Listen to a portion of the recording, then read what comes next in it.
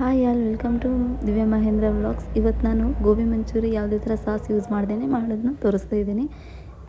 1 ಬೌಲಷ್ಟು ಕೋಸು ತೊಗೊಂಡಿದ್ದೀನಿ, 4 ಸ್ಪೂನ್. ಅದಕ್ಕೆ ನಾನು ಕರೆಕ್ಟಾಗಿ 4 ಸ್ಪೂನ್ ಕಾರ್ನ್ಫ್ಲೋರ್, 4 ಸ್ಪೂನ್ ಮೈದಾ ಮತ್ತು 1 ಸ್ಪೂನ್ ಅಚ್ಚ ಖಾರದ ಪುಡಿ ತಗೊಂಡಿದ್ದೀನಿ ಮತ್ತು 1 ಸ್ಪೂನಷ್ಟು ಉಪ್ಪು ತಗೊಳ್ತಾ ಇದ್ದೀನಿ. ಚೆನ್ನಾಗಿ ಸ್ವಲ್ಪ ನೀರು ಆ್ಯಡ್ ಮಾಡ್ಕೊಂಡು ಕಲಿಸ್ಕೊತಾ ಇದ್ದೀನಿ. ಸ್ವಲ್ಪ ನೀರು ಹಾಕಿ ಇನ್ನೊಂದು ಪ್ಯಾನ್ ತಗೊಂಡು ಎಣ್ಣೆ ಹಾಕಿ ಇಟ್ಕೊಂಡಿದ್ದೀನಿ. ಎಣ್ಣೆ ಕಾದ್ಮೇಲೆ ಚಿಕ್ಕ ಚಿಕ್ಕ ಉಂಡೆಯಾಗಿ ಬಿಡ್ತಾಯಿದ್ದೀನಿ. ಇವಾಗ ಎಣ್ಣೆಯಲ್ಲಿ ಚೆನ್ನಾಗಿ ಬಂದಿದೆ. ಸ್ವಲ್ಪ ಎಣ್ಣೆಲಿ ಹಾಕಿದ ತಕ್ಷಣವೇ ಅದನ್ನು ಎತ್ತೋಕ್ಕಾಗಲಿ ಮಿಕ್ಸ್ ಮಾಡೋಕ್ಕಾಗಲಿ ಹೋಗಬಾರ್ದು.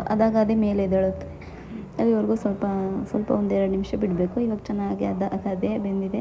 ಗೋಲ್ಡನ್ ಬ್ರೌನ್ ಆಗೋ ತನಕ ಎಣ್ಣೆಲಿ ಕರ್ಕೊಬೇಕು. ನೆಕ್ಸ್ಟ್ ನಾನು ಕ್ಯಾಪ್ಸಿಕಮ್ ಮತ್ತು ಈರುಳ್ಳಿನ ಹೆಚ್ಚಿಟ್ಕೊಂಡಿದ್ದೆ. ಇದಕ್ಕೆ 1 ಸ್ಪೂನಷ್ಟು ಕಾರ್ನ್ಫ್ಲೋರ್ನ ನೀರಲ್ಲಿ ಮಿಕ್ಸ್ ಮಾಡ್ಕೊಂಡು ಇಟ್ಕೊಂಡಿದ್ದೆ. ಅದನ್ನು ಆ್ಯಡ್ ಮಾಡಿಕೊಂಡು ಉಪ್ಪು ಮತ್ತು ಈಗ 1 ಸ್ಪೂನಷ್ಟು ಅಚ್ಚ ಖಾರದ ಪುಡಿ ಹಾಕೊತಾ ಇದ್ದೀನಿ.